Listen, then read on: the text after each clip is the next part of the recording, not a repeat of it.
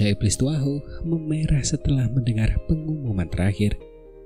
Ia sempat berpikir akan mampu mengalahkan Yalau setelah pengasingan puluhan tahun. Tetapi kenyataan pahit mengajarkan bahwa bahkan murid Yalau pun dapat dengan mudah mengalahkannya dalam hal keterampilan pemberian obat. "Ya Tua, selamat," ucap Xuan Kongxi menangkupkan kedua tangannya dan tersenyum sambil mengucapkan selamat kepada Yalau. "Orang tua, kau telah mendidik murid yang luar biasa. Xiaoyan ini sepertinya sudah melampauimu, bukan?" ucap orang-orang di sekitar. Senyum di wajah Yalau mengembang lebar saat ia mendengar banyak ucapan selamat dari orang-orang di sekitar. Penampilan Xiaoyan hari ini membuatnya merasa jauh lebih bangga daripada jika ia sendiri yang meraih kemenangan. Karena begitu seseorang mencapai usia seusianya, sifat kompetitif akan melemah. Ia akan merasa lebih bahagia dalam mendidik murid-muridnya karena ia mewariskan semua kemampuannya kepada mereka. Ketika melihat muridnya memperoleh prestasi seperti itu, tentu saja seseorang sebagai guru akan merasa sangat puas. Iblis Tuahu merasa sedih ketika melihat wajah Yalau yang tersenyum. Ia mengayunkan lengan bajunya dengan kasar sebelum berbalik dan kemudian pergi. Tetua pertama memandang Xiaoyan dari atas panggung batu. Wajah tuanya menampakkan senyum tipis. Meskipun Xiaoyan jauh lebih muda darinya, usia bukanlah hal yang paling penting di dataran tengah. Yang penting adalah kekuatan seseorang. Baik dalam Daoge maupun alkemia, Xiaoyan layak diperlakukan setara olehnya. "Xiaoyan, kau akan menjadi tetua menara pil kecil di masa depan. Kau dan Youchen harus ikut denganku. Kita perlu membahas masalah yang kau bawa kepada kami," ucap tetua pertama. Xiaoyan bersuka cita dalam hatinya setelah mendengar kata-kata tetua pertama. Ia buru-buru menangkupkan kedua tangannya sambil mengangguk. Alasan mereka datang ke menara pil kecil adalah karena aliansi. Jika bukan karena pemungutan suara yang krusial, ia tidak akan tertarik bersaing dengan orang-orang tua ini. Setelah mengucapkan kata-katanya, tetua pertama berbalik dan perlahan menurun di panggung batu. Beberapa tetua di belakangnya juga segera mengikutinya. "Ayo pergi," ucap salah satu tetua. Kelompok Xiaoyan dan Xuan Kongxi menghampiri Xiaoyan dengan wajah penuh senyum. Mereka melihat ke belakang kelompok tetua pertama sebelum salah satu dari mereka berbicara. Masalah selanjutnya akan jauh lebih mudah dan aliansi kemungkinan besar akan berhasil. Singkat cerita, mereka telah berada di dalam ruang pertemuan menara pil kecil. 10 tetua, termasuk Xuan Kongxi dan 2 kepala menara lainnya, duduk terpisah di ruang pertemuan kecil di dalam menara pil kecil. Xiaoyan dan Yalau juga duduk di samping. Setelah itu, pandangan mereka tertuju pada tetua pertama yang duduk di kursi pemimpin. Menara pil selalu netral. Ia tidak berpihak pada faksi manapun. Ini bisa dianggap sebagai aturan menara pil, ucap suara tenang tetua pertama perlahan memenuhi ruangan ini. Banyak tetua telah menyatakan penolakan mereka terhadap aliansi ini. Meskipun menara pil dan aula jiwa bermusuhan, membentuk aliansi akan melanggar aturan menara pil, ucap tetua pertama. Penatua pertama, tak bisa dipungkiri aula jiwa telah menangkap banyak sekali alkemis selama bertahun-tahun. Meskipun mereka melakukannya secara relatif rahasia, banyak informasi telah tersebar. Sebagai tanah suci di hati banyak alkemis, menara pil memiliki kewajiban untuk melindungi mereka. Tetapi menara pil tidak bereaksi keras terhadap perilaku aula jiwa yang tak terkendali dan sembrono. Jika ini berlanjut lebih lama lagi, beberapa alkemis pasti akan merasa tidak puas dan menara pil akan kehilangan penghormatannya. Pada saat itu, tanah suci ini hanya akan tinggal namanya saja, ucap Xiaoyan menggelengkan kepalanya sebelum kembali berkata. Lagi pula, setelah menara pil kehilangan statusnya sebagai tanah suci di hati semua alkemis, apa bedanya menara pil dengan faksi biasa, ucap Xiaoyan. Kata-kata Xiaoyan tidak terlalu sopan dan tidak menunjukkan rasa hormat kepada semua orang yang hadir. Kata-katanya sangat belak-belakan saat ia menjelaskan situasi terkini menara pil. Karena ia tahu, ia perlu memanfaatkan situasi yang agak serius ini untuk menghancurkan cara-cara para tetua yang sok tahu ini dalam upaya mereka mempertahankan aturan. Harus diakui, kata-kata ini memang berdampak besar. Ekspresi beberapa tetua mungkin nampak buruk, tetapi mereka juga memahami keseriusan situasi ini yang terungkap dari kerutan dahi mereka yang menegang. Kecepatan pengumpulan jiwa oleh aula jiwa telah meningkat pesat selama beberapa tahun terakhir. Terkadang mereka bahkan tidak bersembunyi, yang tak diragukan lagi membuat banyak alkemis panik, tetapi Menara Pil tetap tidak mengambil tindakan pencegahan apapun. Para alkemis ini mungkin menahan teror di awal, tetapi hati mereka pasti akan mendingin seiring berjalannya waktu. Begitu mereka menyadari bahwa Menara Pil ini yang dianggap sebagai tanah suci di hati mereka tidak dapat memberikan perlindungan apapun, masihkah mereka harus menghormati Menara Pil? Tetua pertama yang duduk di kursi pemimpin terdiam mendengar kata-kata Xiaoyan. Baru kemudian ia menghela nafas pelan dan kemudian berkata, "Yojen, muridmu ini tidak hanya hebat dalam dogi dan pemurnian obat, bahkan kata-katanya pun tajam," ucap tetua pertama. Anak muda memang cenderung sedikit arogan. Tetua pertama, mohon maafkan dia jika dia telah menyinggung perasaanmu, ucap Yalo mengelus jenggotnya dan kemudian tertawa. Namun di sisi lain, ia tampak cukup senang. Meskipun dia arogan, dia punya kekuatan untuk membuktikan kata-katanya, ucap tetua pertama menggelengkan kepalanya. Ia langsung menatap Xiaoyan dan kemudian berkata, "Saat ini, kau bisa dianggap sebagai tetua Menara Pil kecil. Kalau begitu, ada suara mayoritas yang mendukung aliansi. Meskipun aku adalah tetua pertama, aku harus mematuhi aturan ini. Karena itu, kau telah berhasil kali ini," ucap tetua pertama. Meskipun Xiaoyan tampak tenang, wajahnya masih menunjukkan kegembiraan yang sulit ditahan setelah mendengar kata-kata itu. Kemudian, ia menangkupkan kedua tangannya sambil menjawab, "Terima kasih, tetua pertama," ucap Xiaoyan. Menara Pil adalah bagian terpenting dari aliansi. Jika mereka gagal mengajak Menara Pil untuk berpartisipasi, aliansi hanya akan setengah kuat bahkan jika terbentuk. Oleh karena itu, Xiaoyan dan Yalo telah berupaya keras untuk membuat aliansi berhasil. Namun untungnya, upaya ini akhirnya membuahkan hasil. Aula Jiwa memang musuh bersama semua alkemis. Karena kekuatan mereka, kita belum mampu secara tegas terlibat dalam perang berdarah dengan mereka. Kerugian yang akan kita derita akan lebih besar lagi jika kita melakukannya, ucap tetua pertama mendesah dan kemudian melanjutkan. Namun, kompromi ini jelas telah membuat Aula Jiwa menjadi lebih arogan. Kita bisa saja memanfaatkan aliansi ini untuk menghalangi Aula Jiwa. Jika Aula Jiwa tidak tahu bagaimana cara menahan diri, baik Menara Pil maupun aku hanya bisa bertarung dengan mereka sampai akhir seperti terakhir kali, ucap tetua pertama. Penatua pertama, Anda dapat yakin bahwa Menara Pil tidak akan menjadi satu-satunya yang berjuang ketika saatnya tiba, ucap Xiaoyan meyakinkan dengan suara yang dalam. Senyum tersungging di wajah tetua pertama setelah mendengar kata-kata Xiaoyan yang menghibur. Ia mengangguk perlahan dan kemudian bertanya, "Kapan aliansi ini akan dimulai?" ucap tetua pertama. Penatua pertama, silakan datang ke Pavilion Bintang Jatuh dalam 3 hari. Pavilion Bintang Jatuh, lembah api pembakaran, dan sekte bunga akan secara resmi membentuk aliansi, ucap Xiaoyan. Bahkan sekte bunga dan lembah api pembakaran pun setuju untuk bergabung dengan aliansi. Sepertinya kalian benar-benar merencanakan sesuatu yang luar biasa, ucap tetua pertama. Semua tetua sedikit berubah ekspresinya setelah mendengar nama-nama ini. Mereka bisa merasakan betapa hebatnya aliansi ini jika itu berhasil.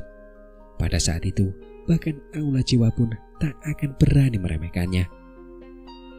Baiklah, aku pribadi akan menuju Pavilion Bintang Jatuh dalam 3 hari untuk menyelesaikan formalitas aliansi, ucap tetua pertama. Tetua pertama tersenyum melihat seringai di wajah Xiaoyan.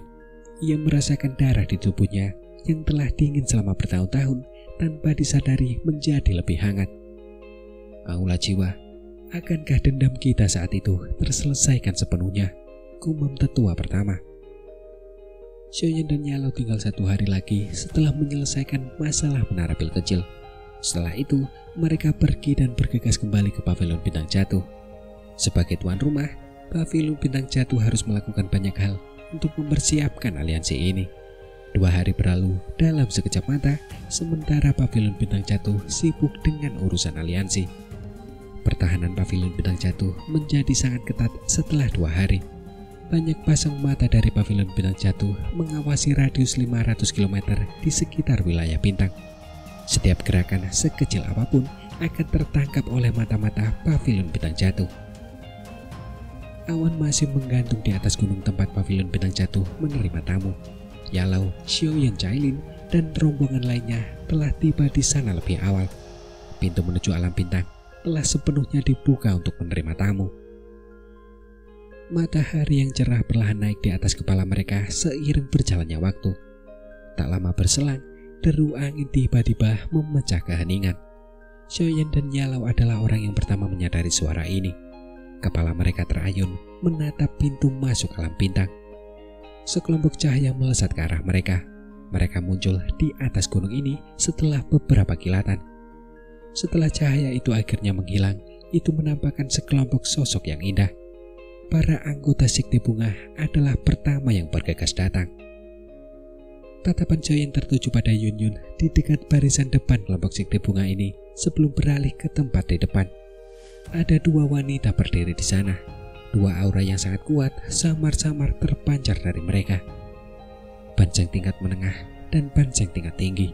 Kekuatan yang disembunyikan sekte bunga memang kuat, gumam Xiaoyan. Peri King dan Peri Hua, sudah bertahun-tahun sejak terakhir kali kita bertemu. Apa kabar? Ucap Yalau tersenyum dan menyapa kedua wanita itu dengan lantang. Rombongan di langit perlahan-lahan turun sebelum mendarat tak jauh di depan rombongan Xiaoyan. Wanita cantik berjubah istana hijau itu menatap Yalau dengan tatapan rumit sambil berkata lembut, "Kau akhirnya berubah menjadi orang tua setelah bertahun-tahun tidak bertemu," ucap wanita berpakaian hijau itu. Yalau tanpa sadar merasa sedikit malu setelah mendengar kata-katanya. Xiaoyan sedikit terkejut setelah melihat tatapan wanita cantik yang agak rumit itu. Ia tidak asing dengan tatapan ini, karena Xuan Yi juga tampak seperti ini setiap kali ia menatap Yalau. Sepertinya guru tampan dan menarik waktu itu.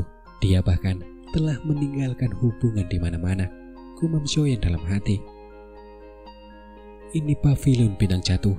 Suasananya memang seperti sekte besar, sedikit lebih baik dari yang kubayangkan, ucap seorang sosok. Angin kencang yang ganas tiba-tiba bertiup ke alam bintang ini, sementara Xiaoyan tertawa pelan dalam hati. Cahaya merah terang segera muncul di alun-alun di gunung ini. Cahaya itu menyebar sebelum menampakkan sekelompok orang. Pria tua yang memimpin mereka berambut merah dan tampak sangat mencolok.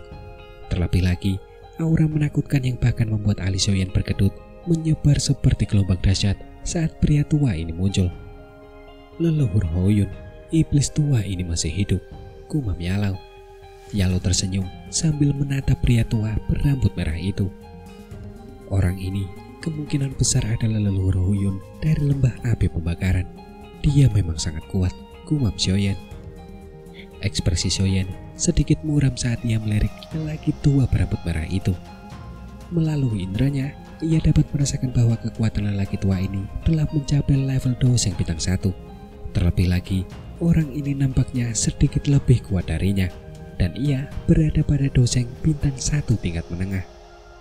Lembah api pembakaran, meskipun memiliki doseng asli, mereka tetap berada di level 3 lembah selama bertahun-tahun. Dengan kekuatan yang dimilikinya, jelas bahwa lembah api pembakaran sebanding dengan sekte langit mendalam atau sekte bunga. Namun, jelas bahwa mereka tidak menunjukkan kekuatan mereka. "Yau tua, sungguh tak terduga kau masih hidup," ucap leluhur Hoyun tertawa terbahak-bahak di langit. Ia menuntun Tang Sen dan Tang Huo'er saat mereka perlahan turun. Kemudian ia menatap Yalau dan tertawa terbahak-bahak.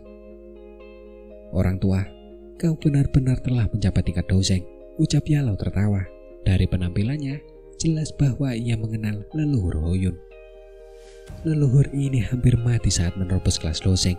Aku benar-benar orang yang hidupnya mengerikan dibandingkan dengan pemuda di belakangmu," ucap leluhur Hoyun sembari mengerutkan bibirnya.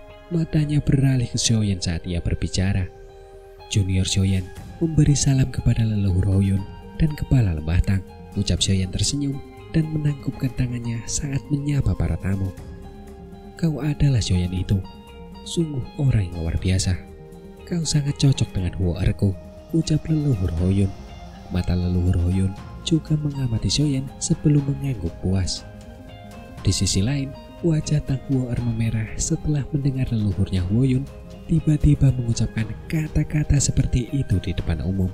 Tetapi, ia hanya bisa menggertakkan giginya menghadapi lelaki tua ini. Matanya hanya bisa melotot tajam ke arah punggungnya. Xiaoyan sedikit malu dengan kata-kata leluhur Hoyun. Ia hanya bisa tersenyum pahit dan menggelengkan kepalanya, tetapi tidak menjawab. Hati Xiaoyan tiba-tiba tergerak setelah merasa sedikit tak berdaya mendengar kata-kata leluhur Hoyun. Matanya melirik ke arah pintu masuk alam bintang dan ruang di tempat itu bergetar sebelum beberapa sosok aneh muncul di puncak gunung. Sosok-sosok ini adalah tetua pertama dan kelompok Swan Kongsi. Orang-orang dari Bell Tower juga tiba, gumam Xiaoyan dalam hati. Iblis Tualin, bahkan kau, seorang tua abadi, telah datang ke sini, ucap leluhur Hoyun. Keterkejutan langsung terpancar di wajah leluhur Hoyun ketika ia melihat tetua pertama Menara Bell muncul. Lalu kenapa? Iblis tua Hoyun, jangan bilang hanya kau yang boleh datang, ucap tetua pertama tertawa kecil setelah mendengar pertanyaan ini. Karena semuanya sudah hadir, silakan masuk ke aula untuk membahas aliansi, ucap Yalau berbicara sambil tersenyum setelah melihat semua orang telah tiba. Ia berbalik dan terbang ke pavilion utama, pavilion bintang jatuh. Semua orang di belakangnya juga segera mengikuti. Semua orang akhirnya duduk di aula besar di pavilion utama. Mereka mengobrol sebentar sebelum akhirnya membahas topik utama. Semuanya, terima kasih telah memberi kami muka dengan datang langsung ke pavilion bintang jatuh kami. Semua orang harus menyadari masalah ini hari ini, ucap Yalau. Tatapan mata Yalau menyapu aula besar itu. Suaranya tenang saat ia berkata perlahan. Saya yakin semua orang menyadari tindakan aula jiwa. Menara Bell telah menderita kerugian besar sejak banyak alkemis tewas di tangan aula jiwa. Perambahan sekte langit mendalam terhadap sekte bunga selama bertahun-tahun ini memiliki bayang-bayang aula jiwa di belakangnya. Dan saat itu, leluhur Houyu bermusuhan dengan aula jiwa, tetapi akhirnya bertahan karena ia takut akan kekuatan aula jiwa, ucap Yalau. Yalau sangat menyadari dendam yang telah terjalin antara ketiga faksi ini dengan aula jiwa. Bahkan Xiaoyan pun belum pernah mendengar tentang beberapa dendam lama. Beberapa waktu sebelumnya, Sekte Langit Mendalam telah mengumpulkan beberapa faksi dan membentuk aliansi Sungai Mendalam untuk menghancurkan pavilion bintang jatuh milikku. Bayangan aula jiwa juga hadir di sana. Selain itu, baik Xiaoyan maupun aku berselisih paham dengan aula jiwa. Oleh karena itu, aliansi ini terbentuk karena kita semua memiliki musuh yang sama, ucap Yalau. Semua yang hadir mengangguk tanpa sadar ketika mendengar kata-kata Yalau. Mereka semua setuju dengan Yalau. Aliansi ini akan berhasil, tapi kurasa mencampuri urusan internal faksi lain tidak seharusnya dilakukan setelah bergabung dengan aliansi, bukan? Ucap leluhur Hoyun sembari memutar dua bola api yang telah dibentuknya di tangannya dan bertanya perlahan. Aliansi akan dibentuk dengan syarat yang sama. Semua pihak setara. Tentu saja tidak ada yang berwenang mencampuri urusan faksi lain, jawab Yalau dengan nada serius. Ekspresi semua orang menjadi rileks setelah mendengar kata-katanya. Aspek yang paling mengkhawatirkan dari sebuah aliansi adalah terjadinya insiden semacam itu. Insiden semacam itu tidak hanya akan membuat mereka gagal menjadi sekutu, tetapi juga akan membuat mereka semakin jauh. Xiaoyan jelas mengerti apa yang dipikirkan semua orang setelah mengamati ekspresi mereka. Ia segera berbicara dengan suara berat. Aliansi ini tidak akan dibentuk dengan batasan yang terlalu ketat, tetapi salah satu batasannya adalah faksi-faksi kita yang sedikit akan menyerang dan bertahan bersama. Semua orang akan memperkuat pihak manapun yang sedang kesulitan, karena tak satu pun dari kita akan mampu melawan aula jiwa dengan kekuatan masing-masing. Oleh karena itu, kita harus membentuk aliansi, ucap Xiaoyan. Aliansi ini akan berhasil, ucap tetua pertama Menara Bell kecil perlahan mengangguk saat dia berbicara. Karena ini aliansi, pasti ada ketua aliansi. Kalau tidak, mustahil semua orang bisa mencapai keputusan bulat. Siapa yang akan menduduki posisi ketua aliansi ini? Tanya wanita cantik berpakaian istana hijau bernama Breaking dari sekte bunga dengan suara lirih. Aula besar itu hening setelah mendengar kata-kata ini. Pertanyaan ini agak sensitif dan penting. Karena aliansi yang saya usulkan meminta saya untuk memilih ketua aliansi hanya akan menimbulkan gosip yang tidak perlu. Oleh karena itu, ketiga pihak kalian harus memilih ketua aliansi. Kita akan sepakat asalkan orangnya cocok, ucap Yalau merenung sebelum berbicara. Tiga pihak lain sedikit terkejut setelah mendengar Yalau mengurungkan niatnya untuk mengambil posisi itu. Mereka langsung merasa sedikit malu, terutama Breaking. Wajahnya menunjukkan permintaan maaf. Ia tidak bermaksud untuk meminta klarifikasi Yalau. Semuanya tidak perlu khawatir. Selain ketua aliansi, 3 partai lainnya akan menempatkan 3 posisi wakil ketua aliansi. Jika pendapat ketiga wakil ketua aliansi ini bulat, mereka dapat membatalkan keputusan ketua aliansi. Tidak ada yang perlu khawatir tentang ketua aliansi yang mengeluarkan perintah dengan paksa, ucap Xiaoyan lalu tersenyum. Sesaat kemudian, Breaking nampak ragu sejenak sebelum berbicara perlahan. Posisi ketua haruslah seseorang yang memiliki kekuatan besar dan reputasi yang dihormati semua orang. Aku tidak cocok untuk posisi ini. Lagi pula, leluhur Hoyun mungkin kuat, tetapi emosinya agak terlalu panas. Dia pasti akan impulsif. Karena itu, dia juga tidak cocok menjadi ketua aliansi, ucap Breaking. Leluhur Hoyun langsung memutar bola matanya setelah mendengar kata-katanya, tetapi ia tidak keberatan. Hal yang paling ia benci adalah peran manajemen. Jika ia tidak membencinya, ia tidak akan memaksa lembah api pembakaran untuk dikelola oleh orang lain sejak dulu. Oleh karena itu, 2 orang yang paling cocok adalah Tuan Lin dari Menara Pil dan juga Yochen. Keduanya kuat dan juga memiliki reputasi yang hebat, serta memiliki kemampuan untuk mengumpulkan orang-orang di tataran tengah. Oleh karena itu, kita harus memilih posisi ketua aliansi dari mereka berdua, ucap Breaking. Tetua pertama dari Menara Pil kecil tercengang setelah mendengar bahwa ia ikut serta. Ia segera tersenyum dan menggelengkan kepala. Sambil mendesah pelan, ia kemudian berkata, "Aku sudah terlalu tua. Darahku sudah sangat dingin. Tidak masalah jika aliansi ini hanya perlu bertahan di area tertentu. Tetapi aliansi ini jelas membutuhkan semangat. Jika diriku yang tua ini akhirnya menjadi ketua aliansi, kemungkinan besar aku akan membuatnya mati. Yochen harus mengambil posisi ketua aliansi ini," ucap Tetua Lin. Mendengar itu, Breaking hanya tersenyum. Ia segera mengalihkan pandangannya kembali ke Yalau sambil berkata, "Kalau begitu, kau tidak bisa lepas dari tanggung jawab ini," ucap Breaking. Yalau tersenyum getir setelah mendengar keputusan ini. Ia ragu sejenak, tetapi tidak melawan ketika ia kemudian berkata, "Karena semua orang percaya padaku, aku akan mengambil alih posisi tetua aliansi ini untuk sementara. Aku akan menyerahkannya jika ada orang yang lebih cocok muncul," ucap Yalau. Xiaoyan tersenyum setelah mendengar bahwa posisi ketua aliansi tetap berada di tangan Yalau. Ia kemudian berkata dengan lembut, "Karena ketua aliansi telah terpilih, kita harus memutuskan nama aliansi ini. Sebuah aliansi pada akhirnya harus memiliki nama. Hanya dengan begitu, semua orang akan merasa memiliki. Menurut kalian semua, nama apa yang cocok untuk aliansi ini?" ucap Xiaoyan. Jika seseorang ingin memilih nama, tentu saja ia harus memilih nama yang agung dan perkasa. Nama yang remeh hanya akan berakhir sebagai lelucon, ucap leluhur Hoyun tampak tertarik untuk memilih nama. Hingga akhirnya tak lama kemudian ia langsung berkata, "Mengapa kita tidak menyebutnya aula kebenaran tertinggi?" ucap leluhur Hoyun. Sudut mulut Xiaoyan berkedut mendengar nama ini. Dan tetua pertama hanya terpatuk kering. Ia merenung sejenak sebelum kemudian memberikan saran. "Lawan kita adalah aula jiwa. Karena mereka menggunakan jiwa sebagai aula, kita harus melampaui mereka dan menggunakan surga sebagai rumah besar. Sebut saja rumah surga," ucap tetua pertama. Menggunakan jiwa sebagai aula, surga sebagai rumah besar. rumah besar surga ini bisa berfungsi, ucap Xiaoyan tersenyum sebelum melanjutkan. Namun langit adalah surga. Mari kita sederhanakan. Kita akan menyebut aliansi kita Sky Mansion. Bagaimana menurut kalian? Ucap Xiaoyan.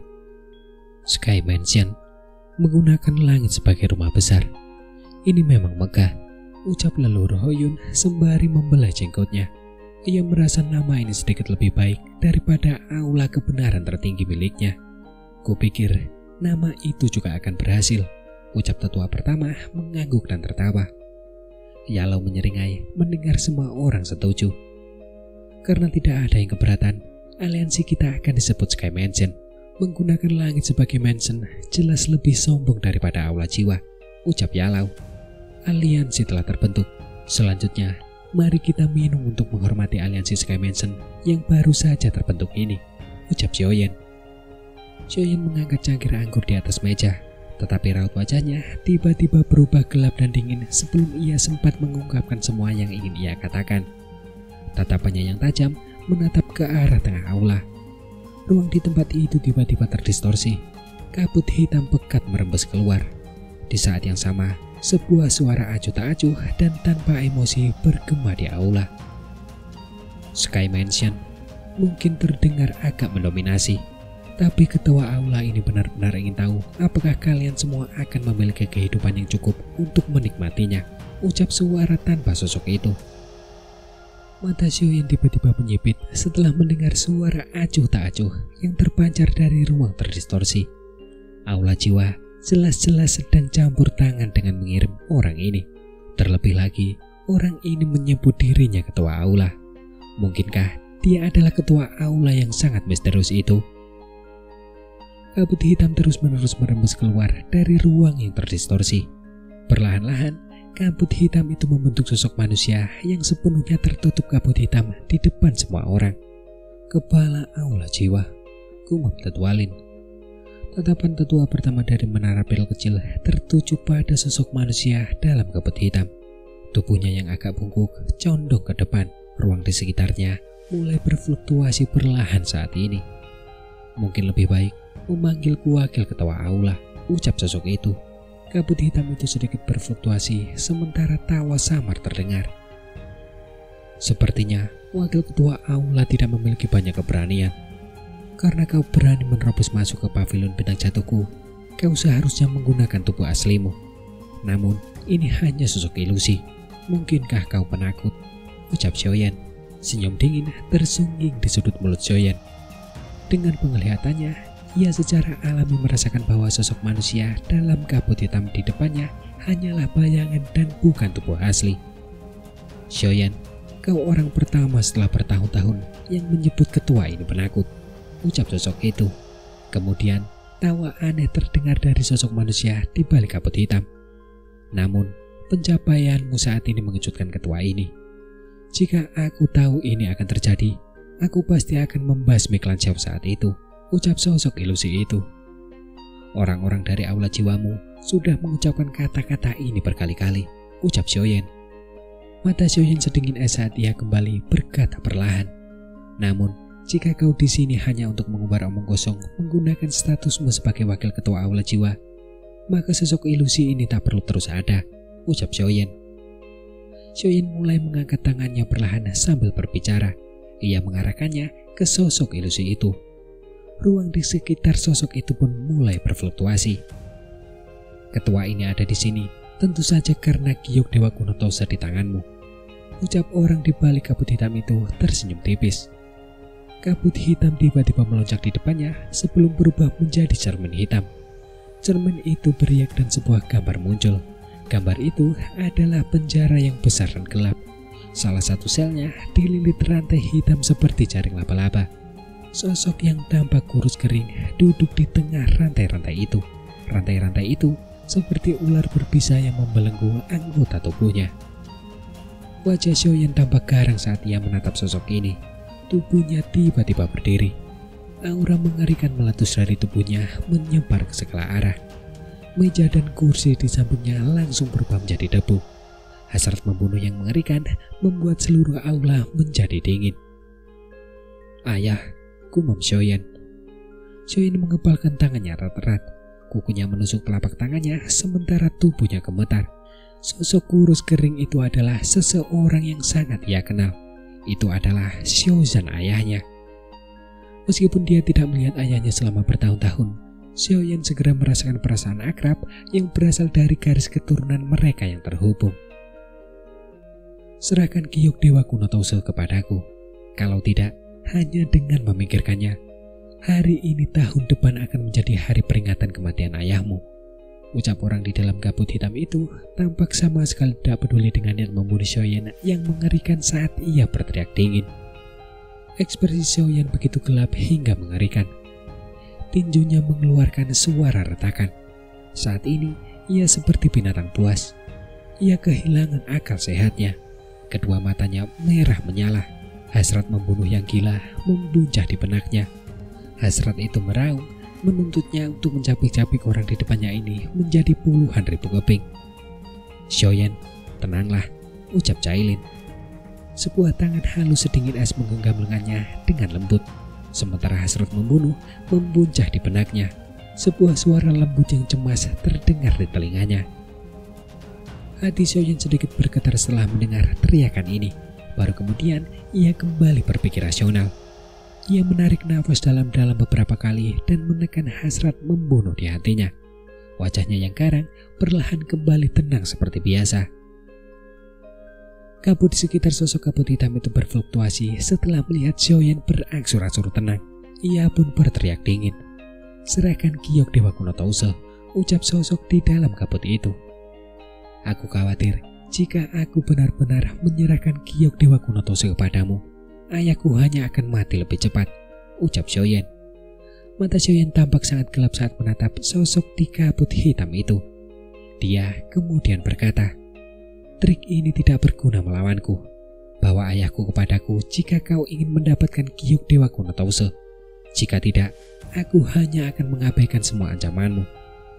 Giok kuno di tanganku dapat merasakan apakah ayahku masih hidup. Jika aku kehilangan kontak, aku akan menyerahkannya kepada klanku. Dan pada saat itu, kau tidak akan pernah mendapatkannya, ucap Xiaoyan. Kau akan mengabaikan kematian ayahmu hanya karena batu giok itu. Ucap sosok misterius di balik kabut hitam itu tertawa dingin mendengar kata-kata itu. Xiaoyan tersenyum tipis. Wajahnya kembali tenang seperti biasa. Ia tahu mengapa Aula Jiwa begitu ingin mendapatkan giok dewa kuno Touse. Namun apapun alasannya, giok kuno itu adalah jimat yang melindungi nyawa ayahnya. Aula Jiwa tidak akan berani mengambil nyawa ayahnya selama giok kuno itu masih ada. Karena itu, ia tidak bisa menyerahkan giok kuno itu sebelum ia bisa menjamin keselamatan Xiaozan. Karena ada kemungkinan besar bahwa Aula Jiwa akan benar-benar mengambil nyawa ayahnya saat dia menyerahkannya. Sungguh orang yang kejam.